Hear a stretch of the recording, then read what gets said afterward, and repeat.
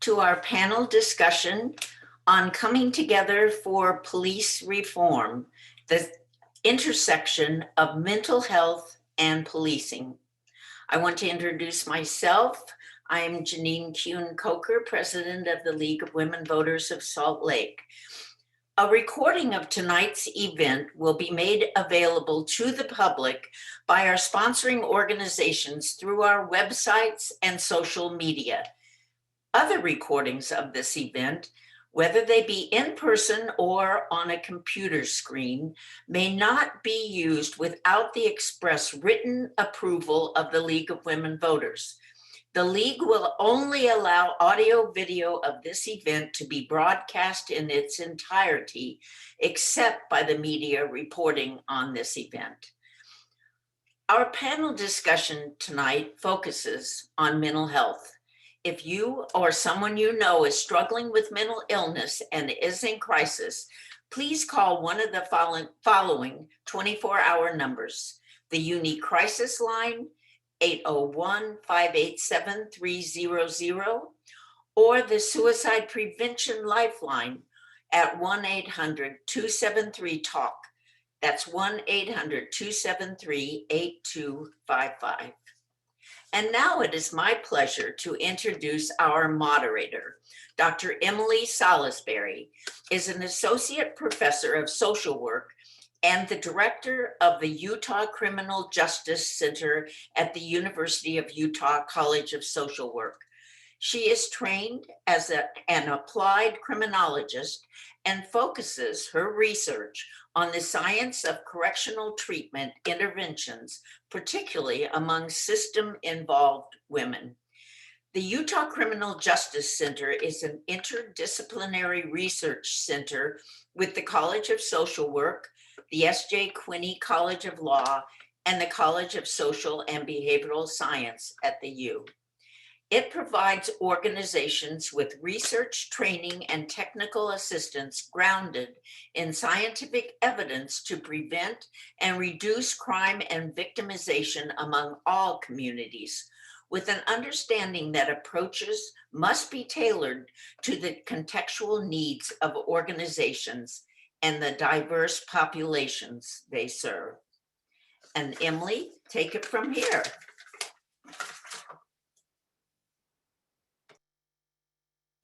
Wonderful. Thank you so much. Appreciate very much the invitation to moderate this event. And I want to thank all the community sponsors for bringing us together tonight. I'm grateful, again, to have been asked and particularly to discuss this important conversation around police reform as it relates to interacting with people with mental illness. So the format for this evening is intended to foster fruitful discussion in a semi-structured way. We have some general guidelines, including an opportunity for each panelist to provide their perspectives on the mental health and policing challenge. I also have some prepared questions for the panelists, and audience members can pose their own questions using the Q&A function. We'll likely get to answering some of those questions later in the session. And before introducing the panelists, I'd like to share a few things to consider. First of all, I think it's important to recognize the many misperceptions and myths surrounding people with mental illness, and to identify what we mean by mental health in this forum. For instance, people in mental health distress do not engage in more violent behavior than those who aren't in distress. Additionally, there are many different kinds of mental health challenges that people work throughout their lives, which do not have uniform causes, symptoms, or treatment interventions. Many of us also have a tendency to immediately think of the more obvious or observable behaviors of mental illness, like delusional behavior, hallucinations, and so on. We really shouldn't forget that the DSM-5 includes 21 major diagnostic classes and over 150 different diagnoses, which also includes many intellectual, developmental, and neurological disorders.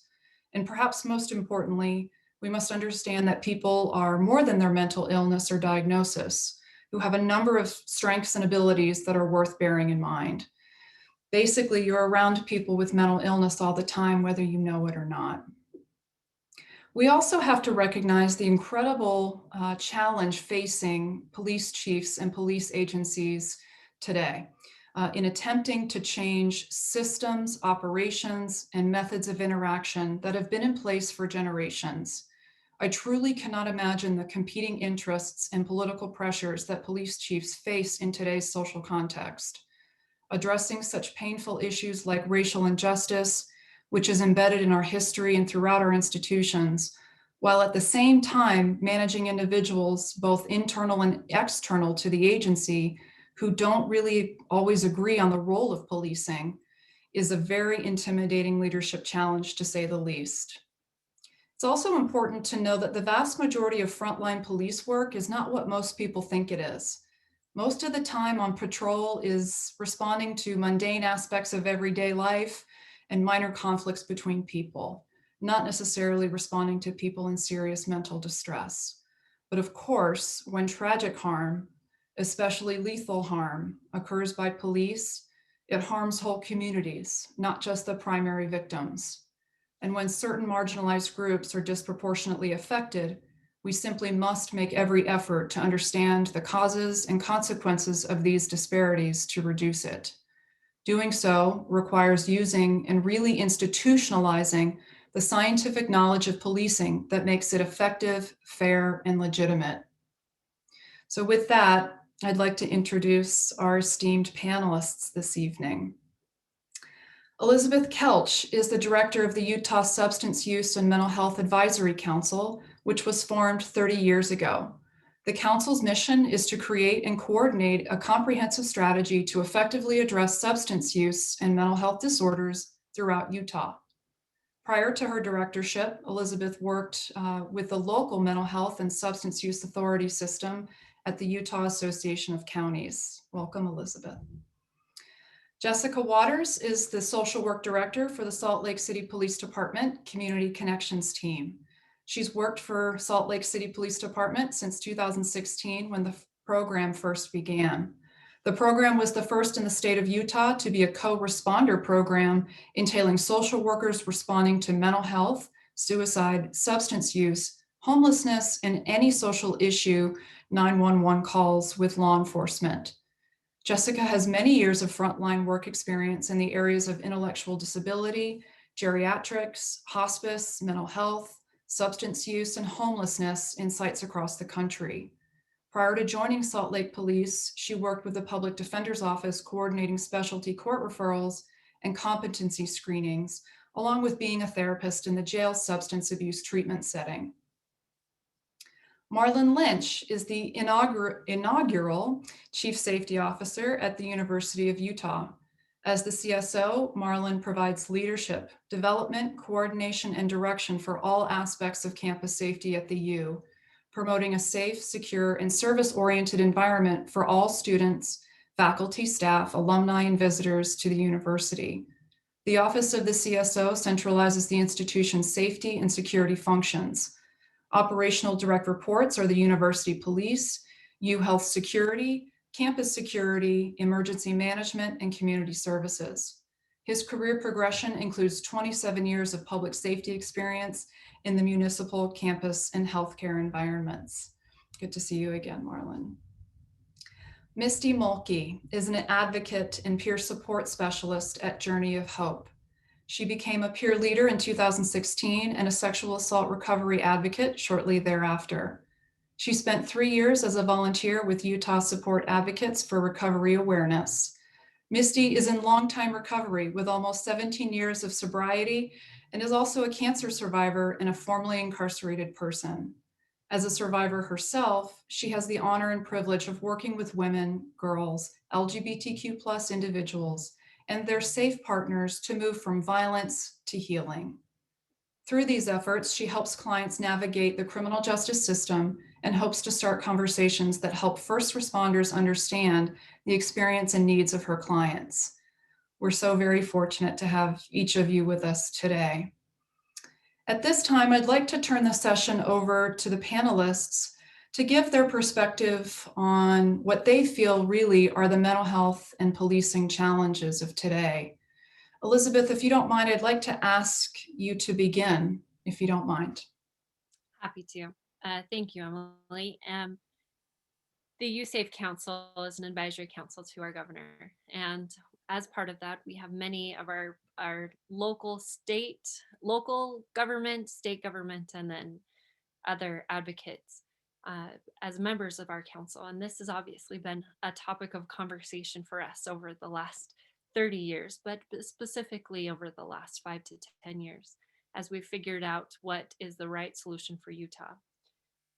We are very pleased to support and we have done a lot of discussion and research along those topics of how to best help individuals that are suffering from mental health disorders and substance use issues best get into treatment at the right time, the right place, and with the right supports so that they can enter long-term recovery. And I want to applaud Misty. That is quite a feat. So very, very impressive.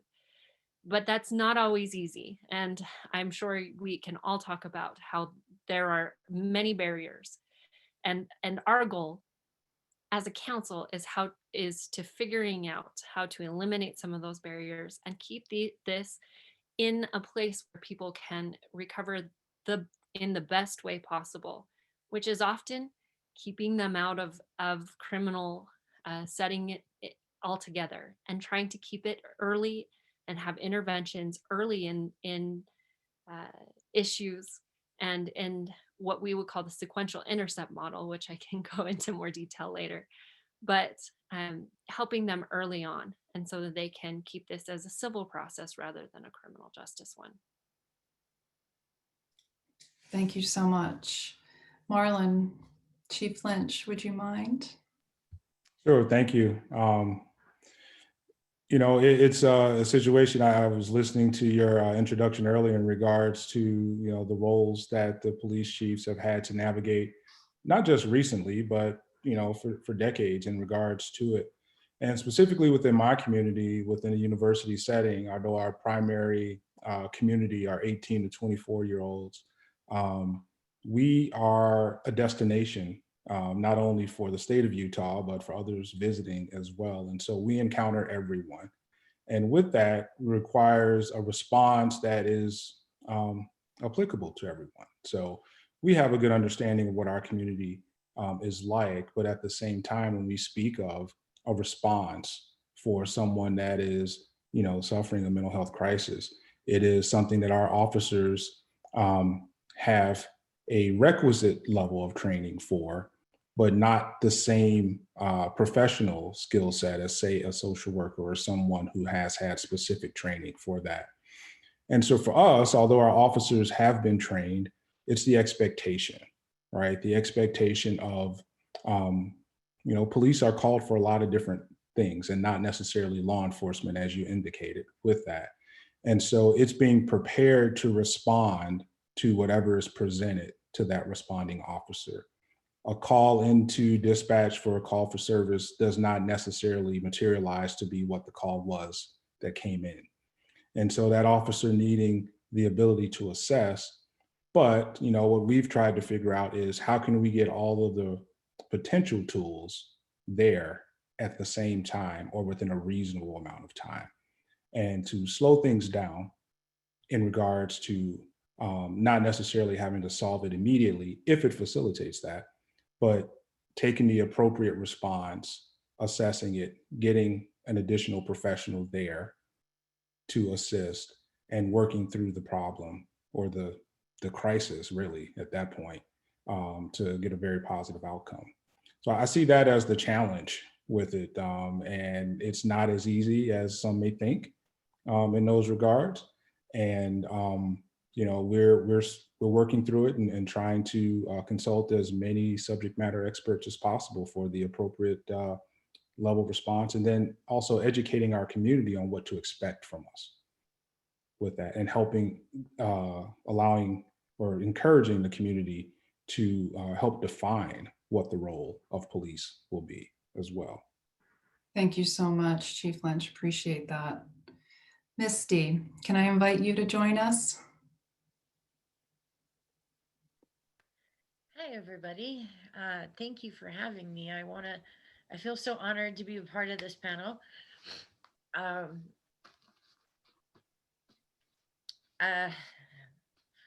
And I lose my words a lot. So hopefully that doesn't happen very often throughout this, and I'm able to. Fine, absolutely. In preparation for this, I have a baby brother that is an officer, and I spent a lot of time on the phone with him and with another friend of mine that's an officer here in Salt Lake,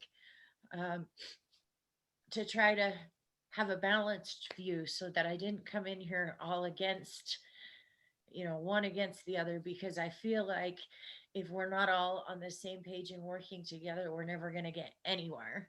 And what fascinated me about my conversation, especially with my baby brother, is that we were saying the same thing, different words a little bit, right? But the same thing.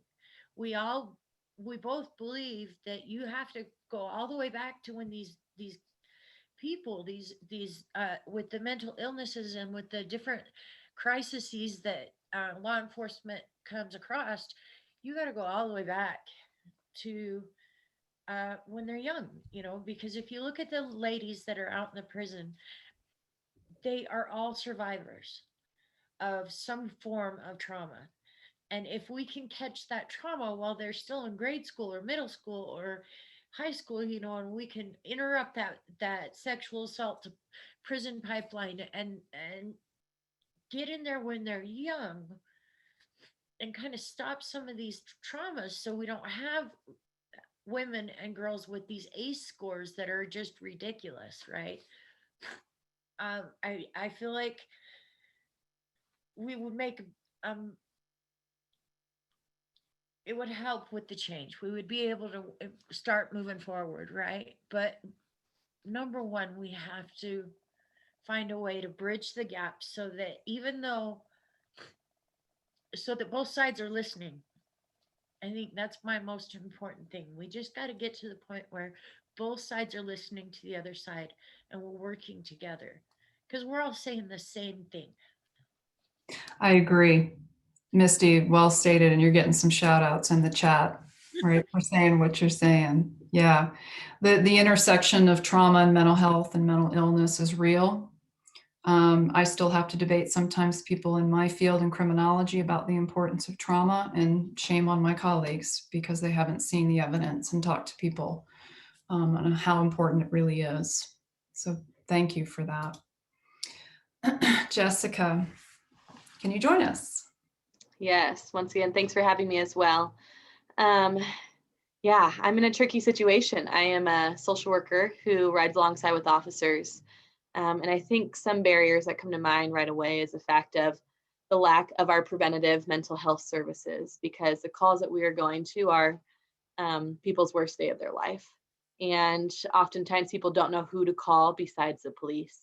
And so thankfully we have a team where we have social workers respond with police to any of these mental health related calls in hopes that we can help connect people to services, help relate with them, and also just figure out what's the long-term plan, what the client wants at that moment.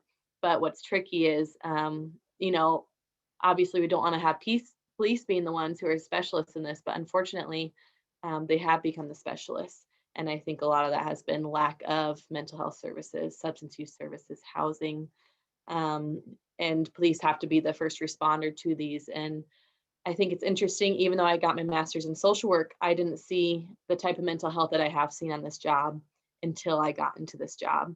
And to recognize that police have seen so much raw, real mental health, and they're figuring out like what is their role in it as well, because they don't want to be that one on scene most of the time, from my understanding is, but that's who no one knows who to call besides 911. So that's a tricky part of where do we go if we can't go to 911?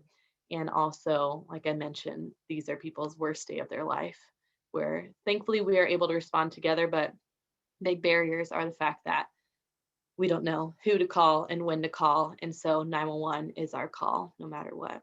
Yeah. So I think educating people on things like mental health first aid, certain things about de-escalation, right? Using 211, which is run by the United Way for non-emergency, reasons. I think all of this information is really important to get out there to the community. And I agree with you. I think, one of the many things that are really hard for people to accept on this issue is that we keep trying to train police officers to learn more about de-escalation and crisis intervention and mental health behaviors more generally. But at the end of the day, these are police officers, and we can't train them to become clinicians or social workers. We can certainly arm them with more tools in the toolbox. But at the end of the day, we're trying to force it, I think, in my opinion. And as a result of many different reasons, but certainly, of course, the lack of funding around the services around mental health and substance use and early intervention.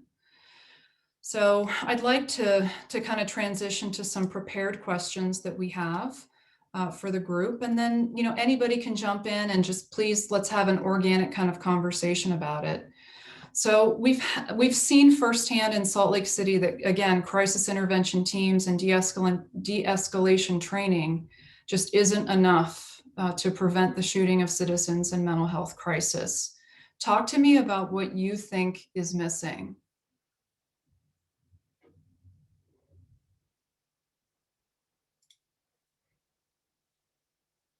What else is missing besides money? I'll jump in on this one.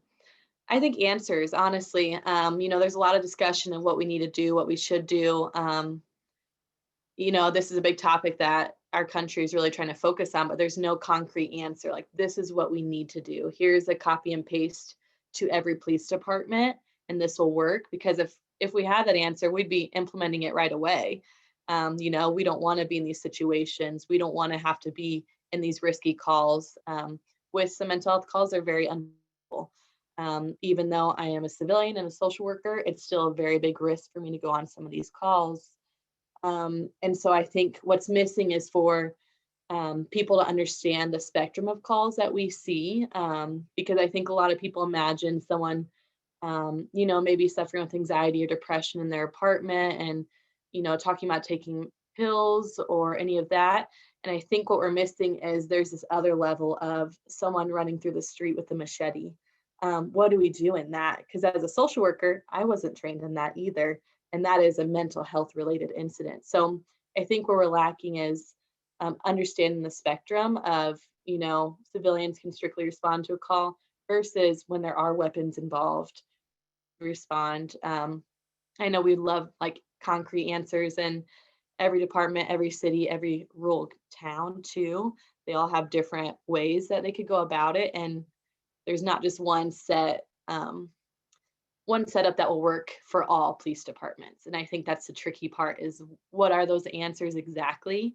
And how does it relate with, what are the answers to Salt Lake itself? Absolutely. If I can jump in. Oh, sorry. Go ahead, Misty. Go ahead, Liz. Nope. You Okay. start. Okay. I feel like this is a really difficult question. Because there is no hard and fast answer that's going to work for everywhere, right? In my conversation with one of the officers I talked to, he was telling me about in Seattle where they're defunding the police, and part of that, they're sending out caseworkers, social workers, and a gal named Christy Benson went out and was stabbed and killed. So there's got to be something in between, right? And I struggle with the definitely more training, right?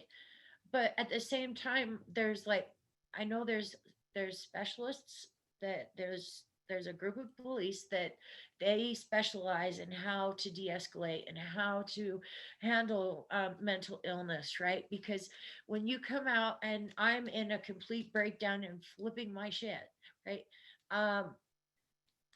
Different, not the same thing isn't gonna help me every time, and it's gonna be different based off of what is going on in my brain.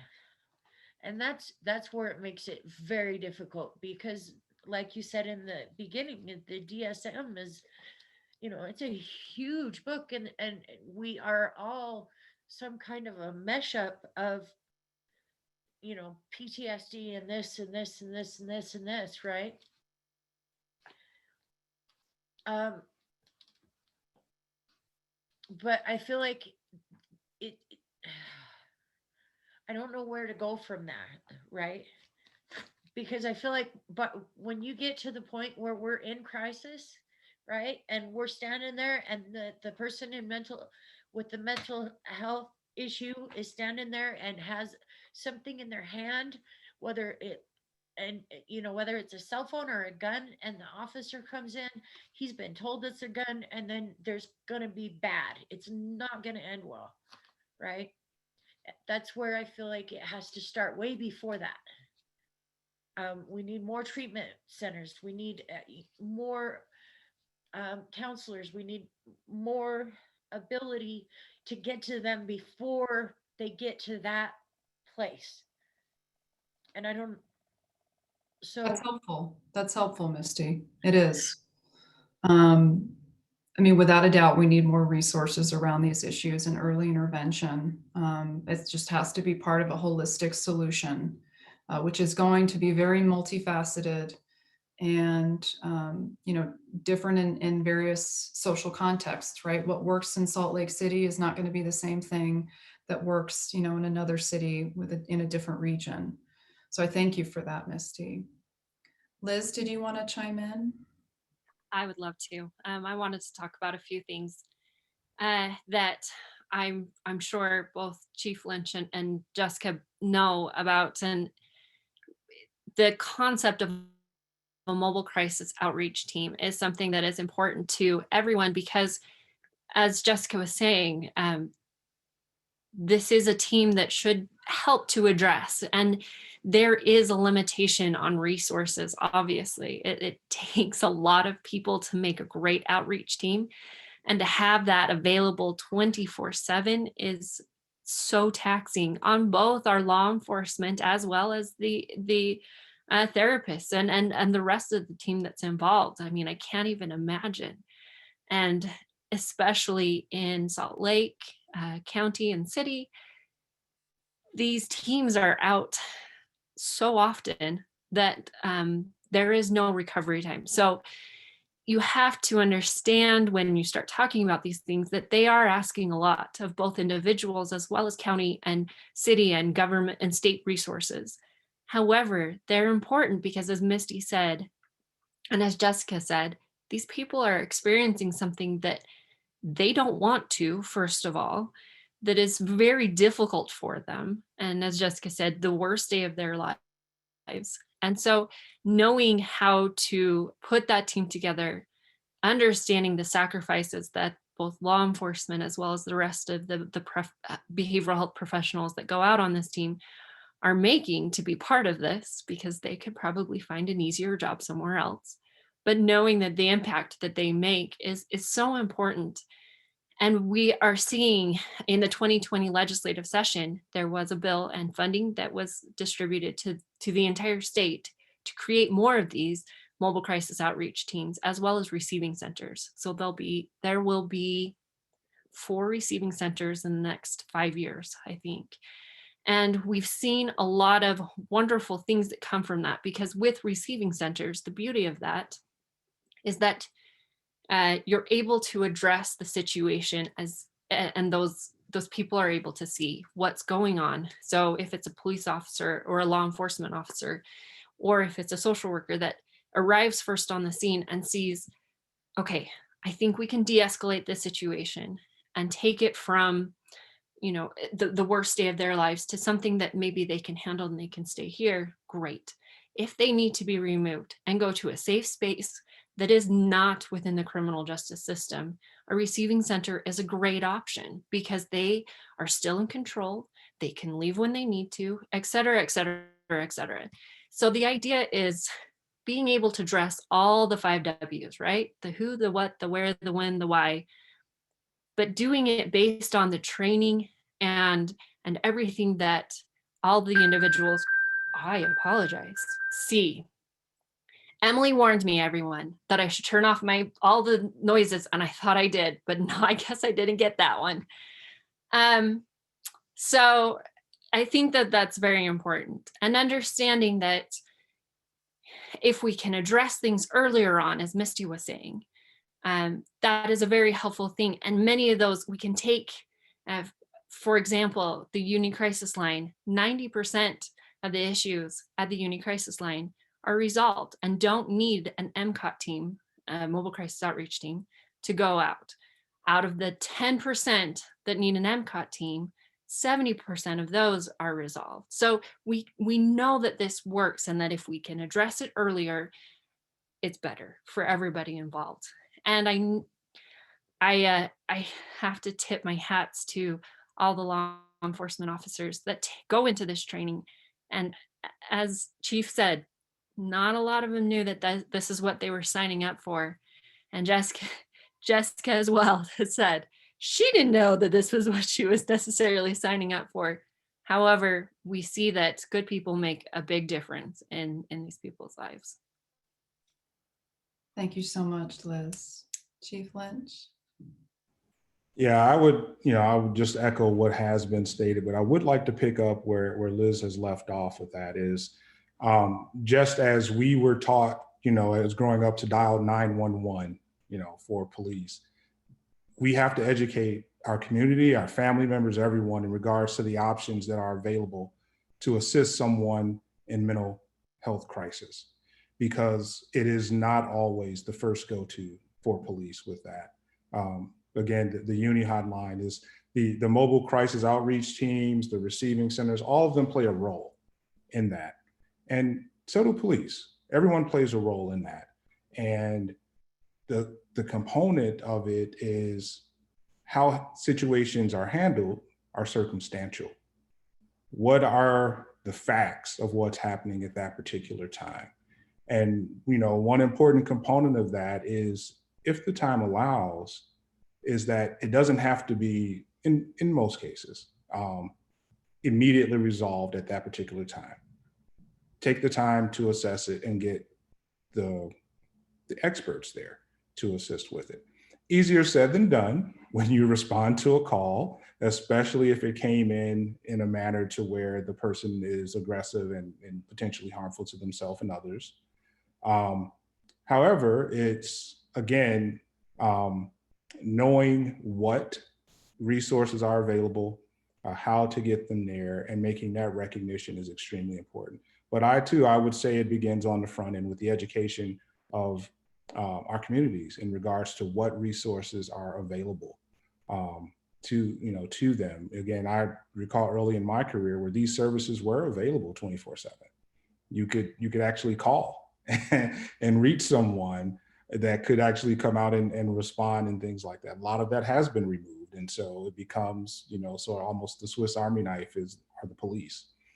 You come out and you handle all the situations the best that you can. And some, and that's not necessarily the best way to do it. So, but there are resources out there that are established that can assist. And I think that we have to, we have to have an educational campaign in what 211 is. I would be surprised if we polled people that are listening to this now, prior to Emily, your explanation of what it is, who actually knew what that was. And if it was available, how many people actually are aware of the Uni hotline? How many people are aware of MCOT, the mobile crisis outreach team? So those are things, the components that we have to do, as well as that we have to continue to share the resources and make it a campaign in that particular regards. Thank you. Yeah, I also think it's really important to have the conversation about access to resources. We can have all the resources that we, need, and some communities disproportionately affected, by multiplicative vulnerabilities, just simply don't have as much access. And so I wonder if anybody wants to sort of discuss what they think, how do we start, improving access to resources? And yes, people can pick up a phone and call, but when we're talking about people who, are undocumented, what are they supposed to do? And I also think it's really important to also discuss police legitimacy and trust. We are living in an age, and this isn't new, but where our social institutions, including policing, we just have a massive amount of eroded trust. And so, Bill, I think one of the things that we absolutely have to start doing is building community trust and legitimacy in the police again. And that is not easy work. It takes system-wide changes about how policing has been traditionally done. It takes a strong leader and leadership values and character to start admitting some things that are not easy to admit. For instance, in some programs that are about reducing violence in certain communities, sometimes the police have to go into communities and say, we're sorry. We didn't intend to be racist. We didn't intend to be, all of these things we didn't intend to lose your trust, but we recognize where we are, and we have to start healing. We have to start reconciling. We have to start moving forward in some way, shape, or form. And again, that is not easy work to do. So, Emily, I can start with that one, because actually you've described our situation at the U in that regards, and reestablishing, rebuilding the credibility and legitimacy with that. And we've taken the approach of the inclusive component with it. A public safety advisory committee that, for us, it's comprised of 50% students. It's co-chaired by 2 students. We meet regularly. And part of that group is to, as we share strategic initiatives, present it to them for their comment and feedback, and also in help in implementation, and for them to have an opportunity to share with us what's important to them. For example, we just presented a strategic plan to that particular committee. We had our thoughts in regards to what we need to do, correct? But the community themselves has, their ideas. And so the feedback was there are certain things that were more important and how they would like to participate. We've done that. The inclusion of review of policies and general orders with that, inclusion of in hiring processes and promotional processes. So they're seeing it, they're being directly involved in what's going on. So it's that, those types of situations to where, again, encouraging the community to help define what the role of police is and how they would like to be policed when that is available and when those options are there, to seek it and include it with it. And so it becomes part of, again, being part of the community on the day-to-day and not showing up on the worst day of their lives. Right. Building that trust and legitimacy is just so critically important. And I can imagine you've had to take a look at every single policy and procedure and, rethink it, reimagine it, as you mentioned, right? And again, takes strong leadership. It takes a strong amount of resources and abilities and, quality staff and officers to make these things happen, and an ability to listen, right? An ability to listen to your stakeholders, of which are students, faculty, community,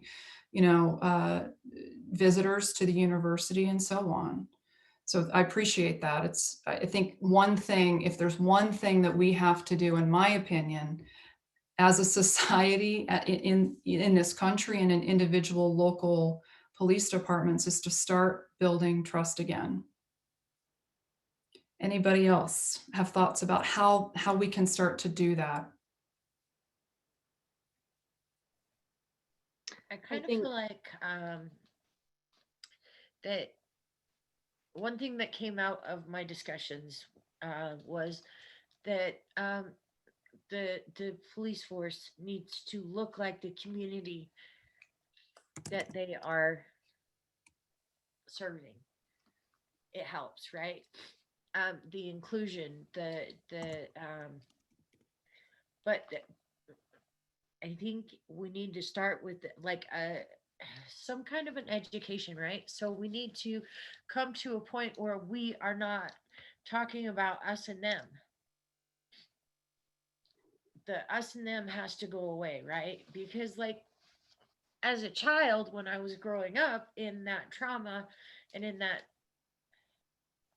in that mess, you know, they were the boogeyman that were going to come through the door in the middle of the night, and then they were going to take me away and never see my family again, right? But then as an adult, when I was incarcerated and had my FBI, and the way that they treated me, and they treated me like I was a lady, they treated me with respect, they always treated me as a person. And my personal outlook on police changed fundamentally. I mean, it went from night and day, right? And I want to find a way where we can help my clients, the people, ladies that I work with. I want to find a way that I can help them experience that same change of outlook, right? And I think having people like me, the peers that have been through it, survived it, figured out how to get past it, get them involved as soon as possible, right? With our survivors and our victims, and get the peers in there as soon as we can, so that we can start healing those divides, so that it's no longer us and them, it's we, right? Yeah. I don't know if that made sense. It does. It makes sense. It makes absolute sense, Misty, right? The us versus them mentality. Yeah, I mean, I'm seeing that still, unfortunately, today in my local community, about the us versus them, particularly protesters coming into Cottonwood Heights and, you know, saying, well, these are not our community members, and why are they protesting, and having this sort of mentality. And I just, you know, they're community members and they have a right to protest. The us versus them mentality, and on both sides of that, not just in one direction. Those are the kinds of conversations and, you know, real intense discussions that need to happen. And again, with an intent to listen. We live in an age where we are so partisan and so polarized that it is so difficult to have conversations without people shutting down immediately. And so, you know, I want to encourage people, if you're interested in learning how to have more diverse conversations, go to Open Mind platform. Open Mind platform. I teach it in my classes, and there are corporate platforms about how to have better conversations with people that you disagree with, in order to just have regular discourse and debate. Where has discourse and debate gone? We don't have it anymore. And if, again, as somebody mentioned, I think it was you, Misty, earlier on, if we're not hand-in-hand partnership trying to work with agencies to improve services, if we don't use our voice about the kind of police department and the kind of policing that we want to see, you know, then we may not get the solutions that we want. I think it's also really important to think about the quality of policing, and thinking about data-driven, evidence-based strategies that we know in policing are producing fair and legitimate and effective policing strategies. The science of this exists. And so that's sort of my professor hat coming on, right? And the research director hat coming on, saying, we just simply need to make sure that we are also not just doing sort of fly-by-night sorts of, you know, things, just because we have the low-hanging fruit around body cams, for instance, body cameras, or crisis intervention, certainly, or implicit bias training. In my opinion, that's the low-hanging fruit. That's the stuff that's certainly easier to start implementing. But if we're going to have real change and real reform, particularly in communities of color, we got to think bigger. We're getting a number of really excellent questions also in the question and answer. And so I just thought maybe we'll go to a couple, since they're relevant to the discussion right now. So Ron is asking and commenting on the fact that smaller police departments have small budgets and pick up employees oftentimes from the bottom of the barrel. So how do we expect a highly trained force? It's difficult to happen, and he indicates it's not going to happen, right? So some of us also think, there are some scholars out there who truly feel that increasing the criteria to become a police officer, requiring a college degree, is one thing. But as Chief Lynch and perhaps others on this panel sort of know, we're also at a crisis in terms of recruiting. Mhm. So I'll stop there. Can I kind of jump in on that one too? Also tying into like the last discussion, last question as well, is I think a lot of times we often forget police. I mean, not forget police, but I mean in support of police for having enough officers. And so just imagining how much trauma officers witness and see, and there's not enough staffing in the police force to give those officers breaks or to give people that time to calm down, cool off after a call, because there's so many calls happening nonstop, call after call after call after call. And I think that's something we often forget, is the fact that, one, it's hard to hire officers in the first place. And then two, if we're short staffed and all the different calls that police are going to back and forth, I think community-based policing is very important, where officers become familiar, become a part of a community, a part of a neighborhood. But unfortunately right now, police don't have that downtime to be able to build those relationships, to be able to build that trust back up again, because they are sent back to back to back to back to back. At least in right now with Salt Lake, I know we've been, our officers have been nonstop going back to back with calls. So yeah, kind of keeping in mind, like the gentleman had asked about, how do we get more officers? How do we make it an appealing job? I mean, it's pretty hard to find people who really want to become a cop, especially right now. And we still need police in some way or another, to keep people safe.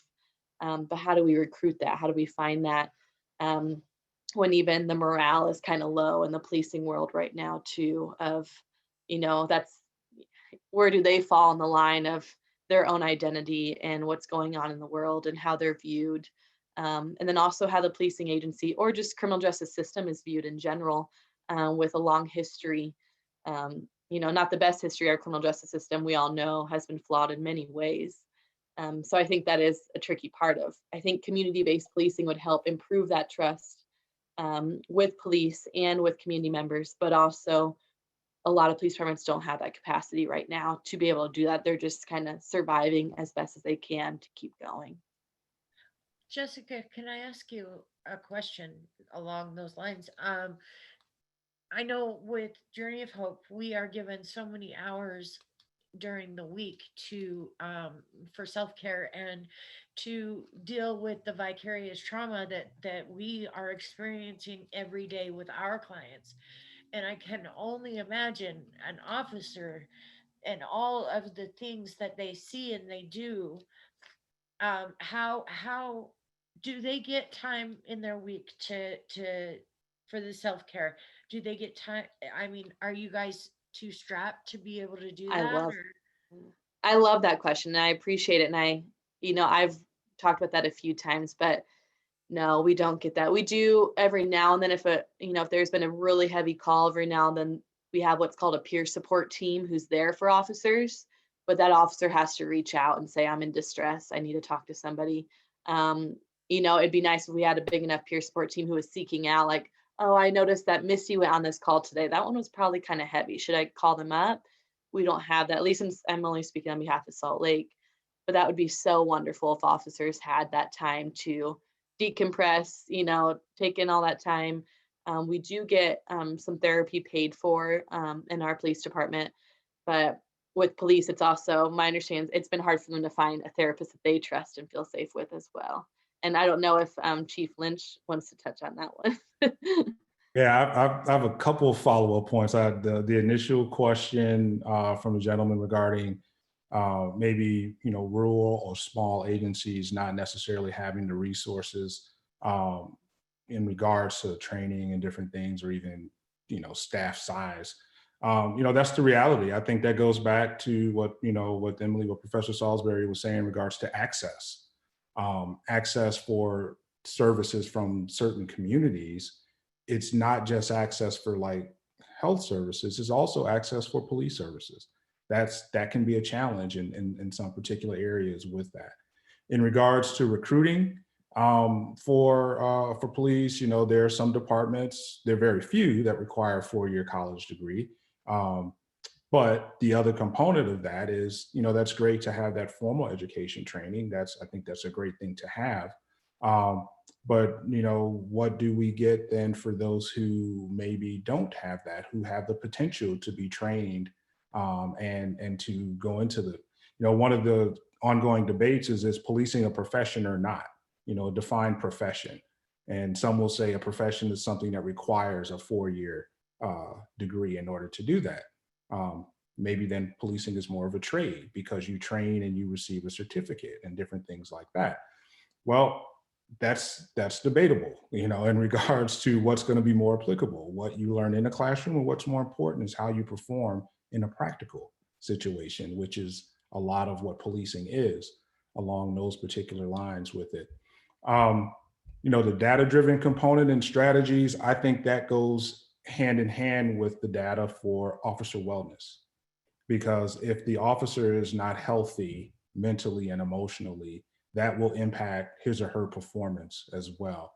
And something that I have interest in is, in building in that time on shift for officers. And so, if it's a 10 or 12 hour shift, maybe it's an hour that's worked into that as a downtime component to where, whether it's physical fitness, workout component, or it's downtime in the restroom, like in a resting room to be able to sit and gather your thoughts and then go back into, back to your assignment and different things, a decompression type of component. You think about it in most scenarios and in working, there's an opportunity for breaks and different things like that. It is not uncommon for that radio to go the full shift and you go from call to call to call to call. And unless there is a critical incident that happens, it's not likely that supervisor will pull officers aside and, then, allow for some downtime and things of that nature. And the other component regarding the trust of officers and therapists or doctors and different things like that, there's not a lot there because it could potentially impact their work if they're deemed to not be fit for duty and different things like that, or things that'll be held in confidence that it's not going to be shared with police administration. So there's a lot that goes into it. I'm not, for the, saying that there are a bunch of excuses of why jobs cannot be done. I think these are a lot of facts that just maybe not known in regards to what comes into it. The component of an officer or police dealing with people on the worst days of their lives, think of the calls that come in. That's what the officers are doing. And in probably at least 50% of those interactions, they're dealing with people in the situation where that's not usually who they are. And that will eventually wear on the officer as well. Chief Lynch, one of the things that you mentioned makes me think, and it's something we can talk about offline too, but in my working with correctional agencies, primarily prisons, jails, probation, and parole, to help implement evidence-based practices. And as we have moved to more trauma responsive care in corrections, we're nowhere near being effective in terms of implementing it in a widespread way. But there are curricula out there that I think are very important for you to know about and for others to know about, like at Salt Lake City and other agencies. It's called Creating Regulation and Resilience. And it's this idea of how to have regulation in ourselves first before we can even regulate anybody else. And the things that we have to do, right? Even in just a split second, we can do these things very calmly and very quickly. Because oftentimes, of course, police work requires split-second decisions and making sure that we're regulated first before we try to regulate anybody else. It's basically a communication strategy. And important to start building certainly the self-care and mental health resources for our police force, for sure. I've got a question here from Diana. I work for a Utah Police Department as the community outreach coordinator. And one of the challenges that I face is the community letting us build trust. Sometimes, no matter how much we try, there are people who just don't want to build trust. Liz, I wonder if we could hear from you. Sure. This, what a profound statement, first of all, thank you. Because this speaks to a lot of the concerns surrounding mental health and substance use.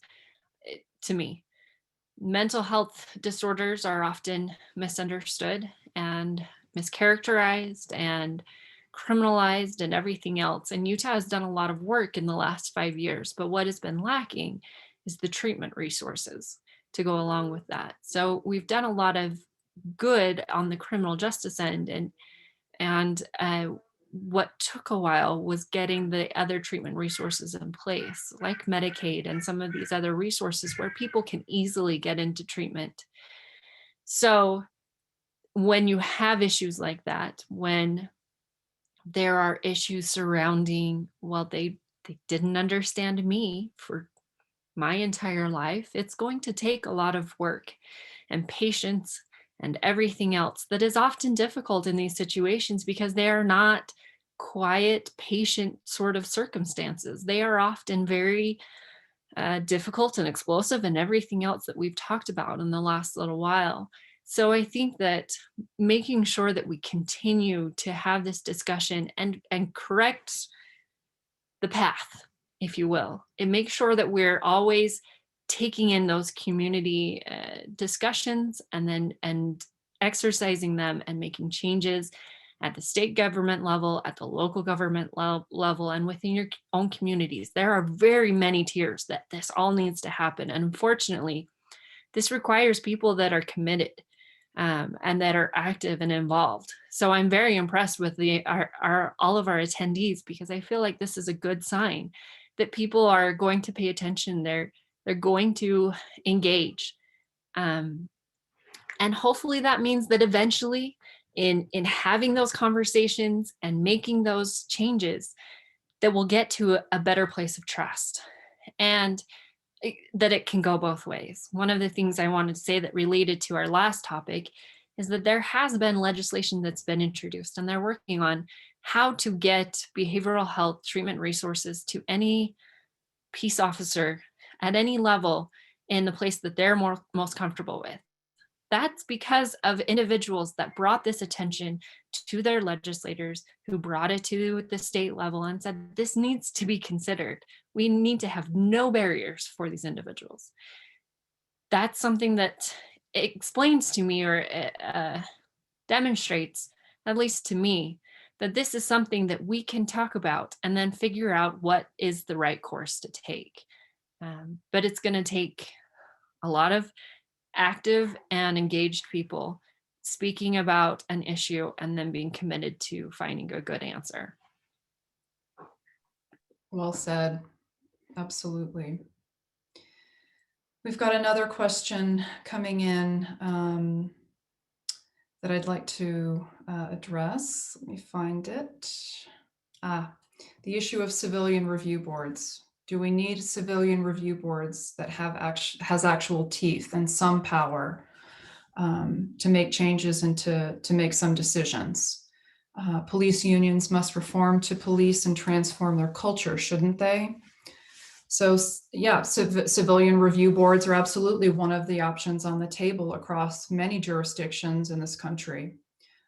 Complex issues surrounding it, for sure, and complex issues surrounding police unions as well. Qualified immunity, for instance, all kinds of different things that we could be talking about. But yeah, so the question is about civilian review boards. Do we need civilian review boards that have teeth? Yeah, I'll start with the discussion with that. I think that there is a role for civilian review boards in regards to what they can and cannot do. I think it's beyond even the police departments themselves. I know, being a state agency as we are at the U, sometimes there are state employee relations components that have to come into consideration for things of that nature. If there is an active union, collective bargaining agreements as well with it.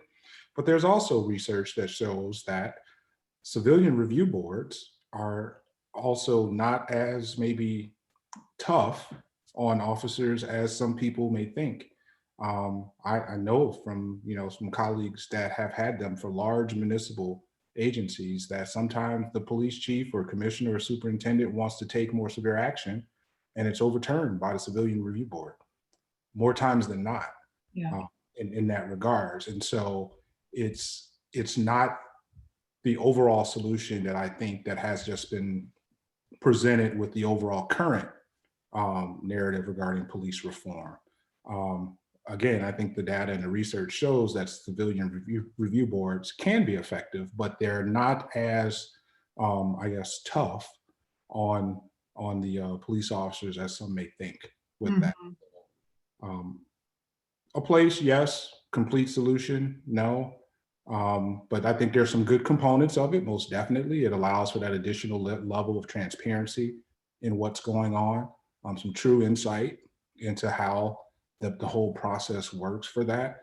But again, their level of direct impact has proven not to be to the level that some may think. Anybody else want to comment? Yeah, I think with civilian review boards, I think an important part of it is for those civilians to have the opportunity to, like we do, a civilian academy, like a mock academy to learn what policing is. But as a civilian, you go through it, it's suggested. I think that's an important part to it, so the civilians can understand what goes into a call. Because me coming into this job before working for the police, I had my ideas of how and why police responded to calls. Until I came into it, did I learn how to knock on a door in the safest way possible, when I didn't realize there was a safe way to knock on a door or not.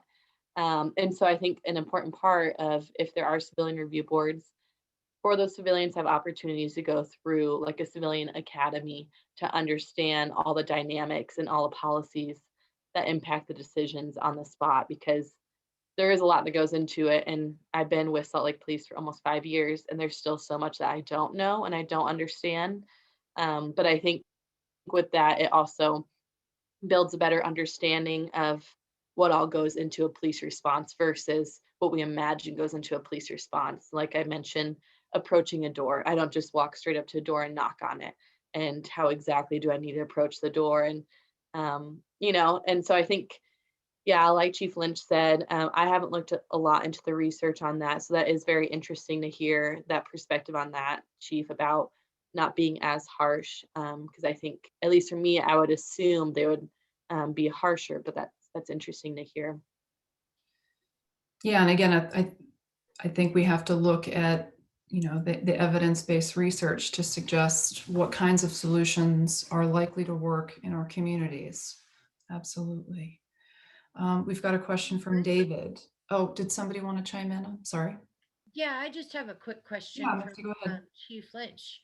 Do you think that it would be productive or helpful to have someone like me who's been through peer training on a call, to when it comes to like a mental health call? Would it help to have a peer with you on something like that, or would that hinder your ability to respond? I think that, that's actually something that we've considered in our response that we're developing with police and social workers. Jessica made reference earlier in regards to, there are some people believe that for mental health crisis calls, just send a social worker. But I think if you talk to a social worker, you'd get the response of not so much, right? Because we want to make sure that it's safe for that reason. And it would be the same for a peer, right? So that would be another person. However, I do think that there is a role for someone with your experience, specifically like within the training component of how, in that training level of the officers responding, and your perspective on, what your needs are as a person who has, you've experienced it, and what, how you feel and what your view has been of police and your interactions. Those are learning opportunities for the officers. So there's definitely a role. Is it in an actual response? I think that I would probably want to talk to someone more like with Jessica's skill set to say, hey, how would you utilize, from a police perspective, my perspective is going to be different from, say, a crisis support specialist in regards to what role would be the best for someone with your experiences in a response component. Interesting. I just wanted to add as well, if I can, to that question and answer. I think it's important to understand that as the different agencies work together. So for example, in Weber County, they're already having dispatch patch calls that are dealing with mental health over to the behavioral health providers. That causes the law enforcement and the behavioral health providers to work together daily. So they're talking about these individuals that may be what we would say as frequent visitors or somebody that they know of. And so in working with those agencies together, I think that's helping to better understand what's going on in these communities and helping to have that kind of collaborative work environment that then helps other people to understand what their law enforcement is going through on a daily basis and also what the needs are. And so some of those things are happening and probably should happen everywhere, but it's going to take time and effort and energy to do that. We've got another question from an anonymous attendee who says, I, being the police, have been called by mental health workers to the hospital on people in mental health crisis who have been kicked out of the mental health unit of the hospital because they've burned their bridges with the doctor. Is this conversation being had with our healthcare professionals? Do we know? So I can tackle that if I can. Definitely, we work with our our physical health providers as well, and the Utah Hospital Association. And some of the work that they've done over the last couple of years has been instrumental in understanding the level of need in emergency care situations, as well as in their regular day-to-day. It's been astronomical what our physicians, our nurses have had to deal with, and it's taking a toll on them. And we, in this environment of COVID, I mean, you'd hope that nothing would do this to them, but it's definitely a problem. And we're understanding how we can better get those people, because they don't always belong in an emergency care situation. So when I talk about receiving centers, that might be a good option for some of these individuals. They need a safe place to process some of their emotions and through some of the addictions that they're experiencing at that time, and get into a safe place that is not as, well, first of all, expensive, but also to both them and to the system as a whole, but also not as taxing. It's not going to take them as difficult. But we have doctors, we have nurses, and other individuals, healthcare professionals that are seeing an astronomical increase in violence towards them. It's not something that we need to happen. It needs to be addressed, and we're trying to get there. But hoping that some of these solutions, such as receiving centers, can be a resource to individuals rather than having to go to emergent care. Can I piggyback off of Liz too? I appreciate you saying that, and I also appreciate that question. That's me as a crisis worker. It's one of my biggest barriers is the ER system. And I can't wait for these receiving centers. I wish they could be up now and going. And I know we'll have our growing pains that we'll have to learn through as we use those. But being a mental health officer, meaning that I can pink sheet someone and take them to the hospital because they're a risk to themselves or someone else, it doesn't have the teeth. That does not have the teeth. And I was on a call with an officer today who had to pink sheet someone, not once, but twice in one day, because they were released from the ER right away. And then the officer found them acting on their suicide attempt and how to take them right back. And so it's got to be so stressful. I couldn't imagine being in the medical system right now. And I know that the ER is very overrun.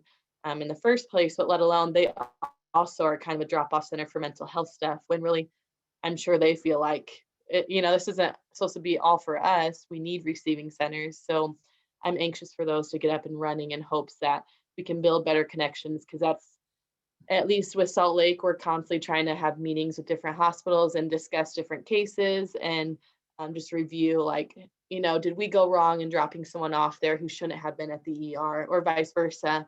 And so I think those conversations are hard and uncomfortable as well, because on either side, it's a tricky, neither of us have the solution. And so we're trying to figure out, who does it go to? So I think the ER thing is very important to talk about with mental health.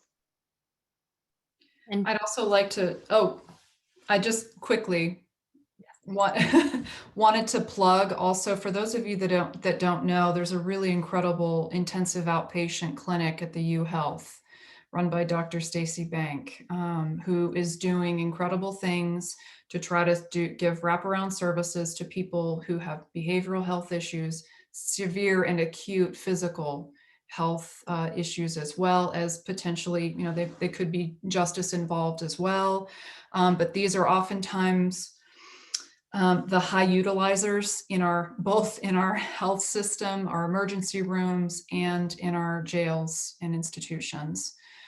So, these are things that I'm trying to help bring to scale, in terms of thinking about we need receiving centers. We need, healthcare that looks and understands that we need to have this kind of outreach, and that we can't just expect people to show up at our doors for their needs. So just a plug for the intensive outpatient clinic. Liz, please. I was just going to say, surrounding Jessica's comments, I'm excited too for these receiving centers. And we know that there are going to be some issues that are going to need to be addressed. But for Davis County, the receiving center up there has been a huge success. And one of the biggest thing is that police and law enforcement up there in Davis County are able to take somebody in, and they spend 5 minutes checking them in. And then they hand it over to a behavioral health specialist who can go through an assessment, figure out the entire of the needs, where if you have an emergency care situation, a law enforcement officer can be detained for hours, and that is not helpful. And it's not helping the community policing reform or efforts that we've talked about before. And so we know that there are things that we need to get going, but some of these should be easy resources for our communities that can start immediately, and may take a little time to see the entire impact that they may have, but can have really good impact from the beginning. And so I have to congratulate and thank our legislators who, during a time of COVID, decided to make these receiving centers and mobile crisis teams a priority when they had to cut some of our important legislative funding in other areas. But they understood that this is something that needs to happen. And I hope that we can continue to see these kinds of efforts.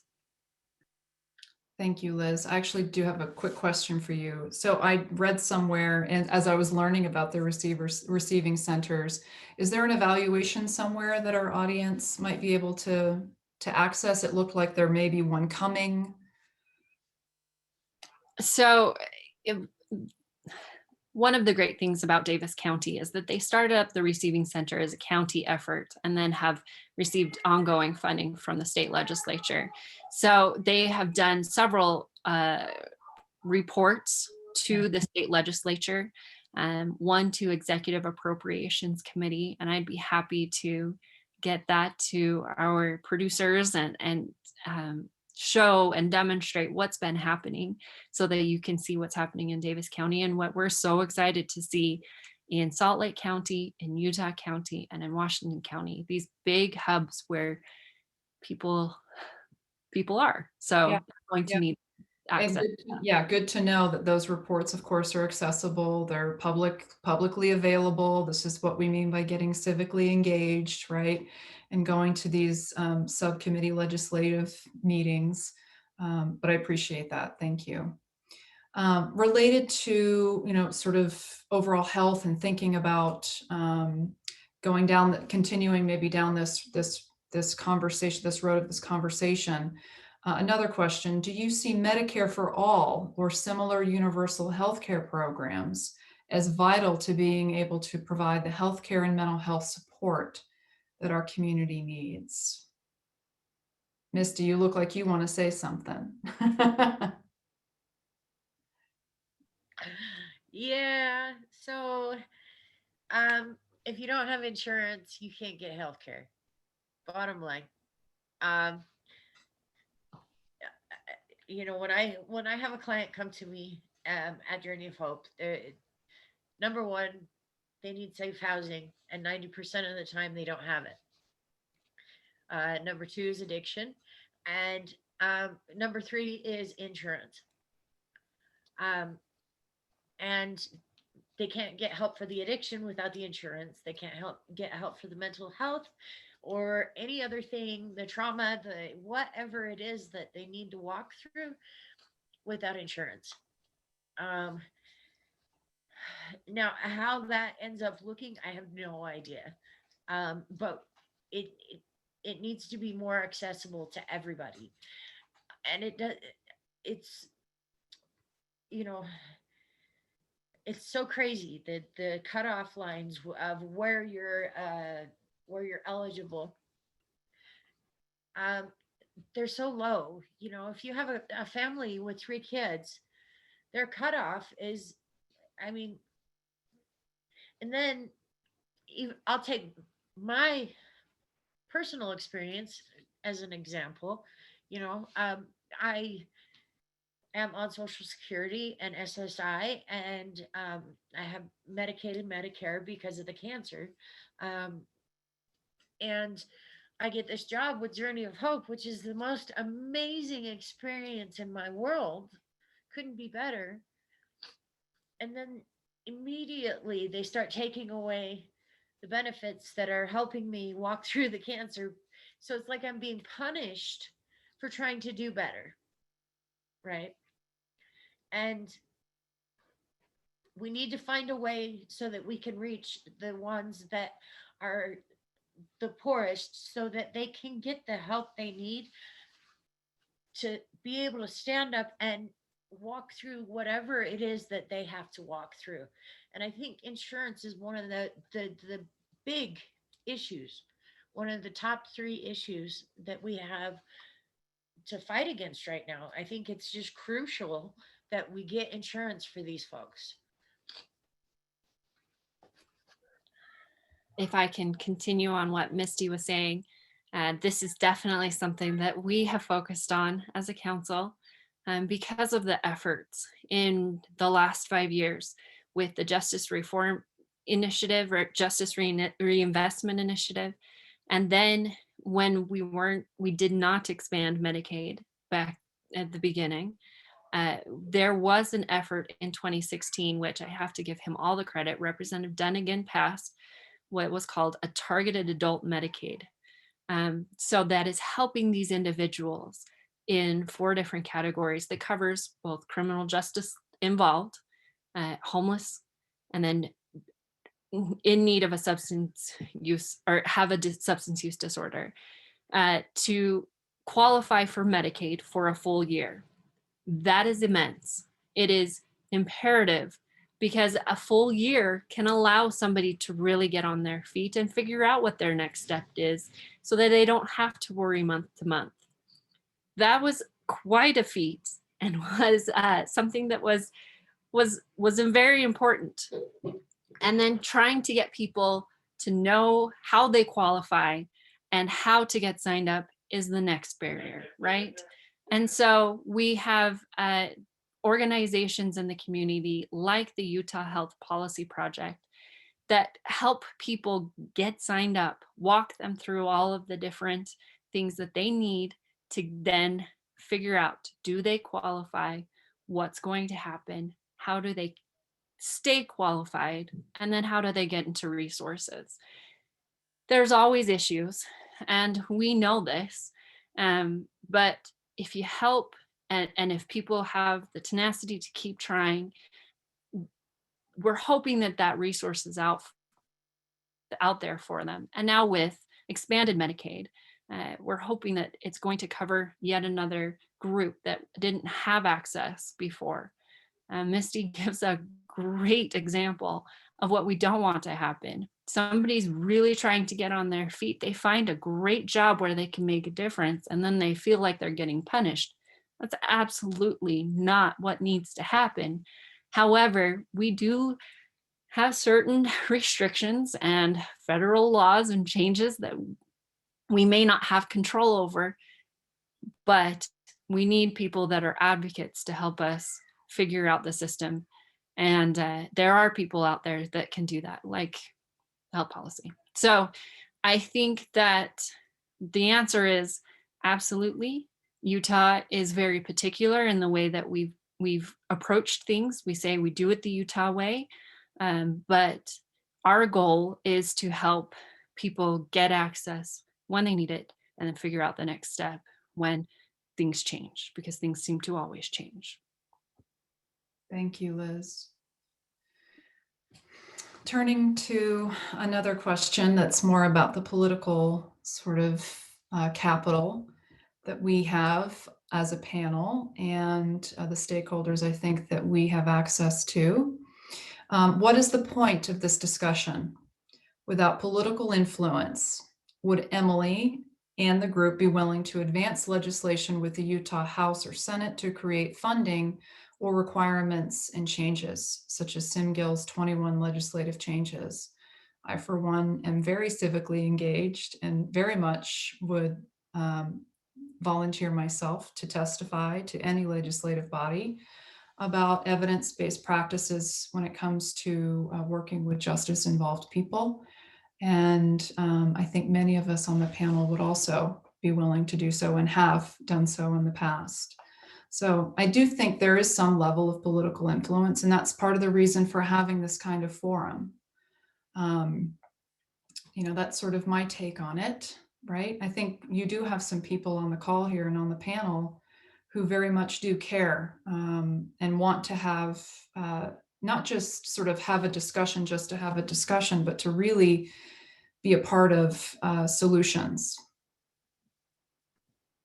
I think on top of that too, Emily, kind of like we talked about at the beginning, community education. I think even with this panel discussion, I think it helps educate the community on what goes into, what are the barriers we experience, what do we see day in and day out. I think that helps, especially, I don't know if the person who asked is involved in legislation, and I hope that if they are, they're taking some of what they've heard today and be able to apply it with the work that they do. And also, some of us do already participate and hope to keep participating in some of these discussions. And I think it's just important to have discussions before an immediate legislative session, legislative focus, so that we can hear all different sides instead of me only going in from my own perspective and not including someone else's view on it. I just think it's important for us to have these discussions so others can listen in too. Yeah. As the state employee of the bunch, I would like to say that I know that legislators and your governor care.